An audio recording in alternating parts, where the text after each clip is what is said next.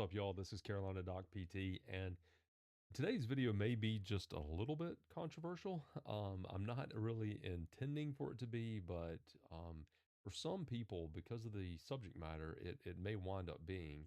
And that's going to be talking about manual therapy in physical therapy. I don't really know why, but there are some people out there that have really taken to attacking manual therapy being used within physical therapy. And I don't really understand that. We're going to talk about that a little bit. I'm mainly going to be talking about my own kind of personal experiences. But I am a huge proponent of manual therapy. I think if you are going to a physical therapist for um, really a musculoskeletal condition, um, even a neurological condition like a stroke, that can actually benefit from manual therapy. But for most reasons that a person may be seeking the care of a physical therapist, that's going to be for knee pain, shoulder pain, um, back pain, neck pain, all of those types of dysfunctions can benefit from manual therapy. I think where some of the controversy comes in is in research that's being done and in the practicing of it, or excuse me, in the practicing of physical therapy utilizing manual therapy. Manual therapy is so broad. And I think that is actually really where a lot of the problems come in. Um, Manual therapy is everything from dry needling to trigger point release work, which is sort of dry needling too. But you can do trigger point release with your hands. Um, excuse me. To myofascial work, to passive range of motion, to mobilizations or manipulations of a joint, and that's this right here.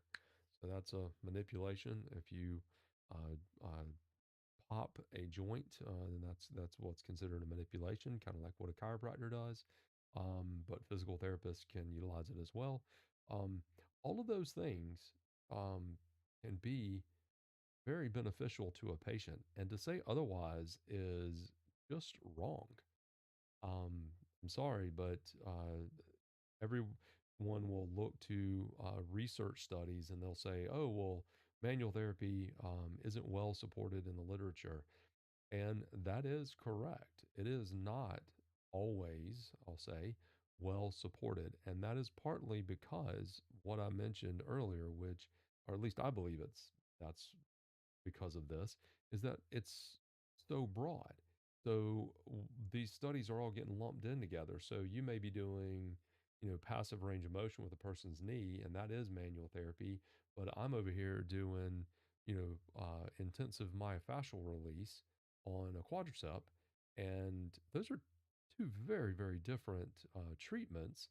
But yet we're getting lumped in together into the same type of study, and then that's going to lead to, of course, different results. So I suspect that the reason that a lot of the literature does not um, fully support manual therapy, or excuse me, let's say this, that the literature does not wholeheartedly support manual therapy, and why some practitioners have gotten into demonizing people who do practice manual therapy. Like I know Chad Cook, he is a professor at Duke University. He does a lot of research, and he's put out a lot of studies and does a lot of stuff with manual therapy. And I think he actually even did something a couple of years ago that was called demonizing manual therapy, where I think it was a whole book. I haven't read it, but where he was just basically defending himself and defending manual therapy. But the the thing that I think that these folks are missing is, and you'll hear people say, "Oh, well, the literature doesn't exactly support that." So we are physical therapists now. Like I have a doctorate in physical therapy, and the first thing that on the very first day that of our doctorate classes, the physical therapy professors were saying that we are following evidence-based medicine. What is evidence-based medicine? It's comprised of three different things. One is the research. Okay. Yes, that is a part of it. Two is what the patient is experiencing and what the patient knows is beneficial for themselves. Three is what is the experience of the clinician. So I think a lot of these people that are demonizing manual therapy, they're really not understanding how evidence-based medicine actually works. So me as the practicing clinician, I have a say in this. I know what I've experienced with my patients. I do a ton of myofascial work. There are I've done it thousands and thousands of times on just about every body part that you can think of, and have had significant improvements across the board. Am I at 100% successful with all conditions? No. What is? What surgery is 100% successful? There aren't any. Okay. Um, but manual therapy correctly applied can be very, very beneficial to a patient. And I would go so far as to say that if you're there, like I started at the beginning, is if you are seeing a physical therapist and they have not put hands on, excuse me, you're seeing a physical therapist for a musculoskeletal condition, and they have not put hands on you within the first 2 to 3 visits. The first visit they might not, because that's an evaluation, and they might not actually do hands-on treatment. But if by the second visit, the third visit, they haven't touched you, I would seek another physical therapist if you have a musculoskeletal condition. Um, it really, if you have almost any condition, even like I mentioned, strokes can sometimes be beneficial to having manual therapy done. Stroke patients can. Really, the only patient that might not receive physical therapy incorporating manual therapy would be like, say, an older patient that's coming in, or that you're seeing for balance difficulty. Okay, that patient might not get manual therapy because the balance is not something that is lending itself to that form of treatment. However, if you are seeking a physical therapist for any sort of pain condition, any sort of dysfunction with a joint, I wouldn't even know how to treat you if. Oh, well, that's not true. Let me come back before I say that. Let me step back. I wouldn't know how to treat you effectively if I did not put my hands on you to also help. Um, But let me also throw in one other thing, and I think this may be another reason that the studies out there may not be completely picking up what the benefits of manual therapy are. Um, is Manual therapy is a piece of the puzzle. It is not the whole puzzle from when you're a physical therapist. We are not chiropractors. Okay. Um, so we are not just going to do, and that's not to disparage chiropractors, all right? I'm just saying most of the time, chiropractors, they may perform a manipulation or you may get on their bed and they do the little gun thing going down your back or whatever.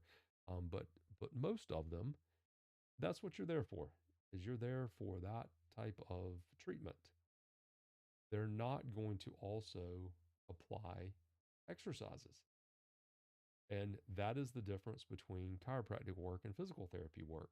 We're going to use hands on treatments to help improve the function of a joint or try to help decrease pain, help to improve just how things are actually moving within a person's body. And then we're going to do exercises to grow out of that condition. So you have to factor in that exercising is also being done to change the state of that person. If you're just going in and you're just doing manual therapy and that's all that you're doing, then yeah, I would have a problem with that also, because you're not practicing in a way that is supported by literature, that is supported by experience. Okay, what uh, research and what my experience and what I was taught, I will say, at the University of South Carolina in their DPT program, was that manual therapy is a piece of the treatment puzzle when you're working with a patient. It is not the whole puzzle. So, um, manual therapy is a vital component to helping patients who have musculoskeletal conditions to get better and to recover and to progress on from those situations. So if you are seeing a physical therapist and you've had some sort of, whether it's pain, whether it's, like I say, joint dysfunctions of the, anything, ankle, hip, joint, knee, or ankle, hip, knee, shoulder, whatever. If they're not putting hands on you, if they're only working with you with exercises, they're only doing about 50% of the playbook that a physical therapist can do. They're essentially working with you with one hand tied behind their back because they're not also actually touching you. And I would seek another physical therapist, whether it's in that same clinic or at a clinic or a completely different clinic. But you are not getting effective care if you have a condition like that and your physical therapist is not also performing manual therapy with you. So that's a kind of a controversial take these days. As I say, I don't really understand it. I don't really know why that is, but um, nevertheless, there it is, and that's where I come down on that matter. So I hope that this has been a bit has I can really not talk today. So I hope that this has been beneficial for you, and if so, do like, subscribe, and share this video, and we will catch y'all next time. Later.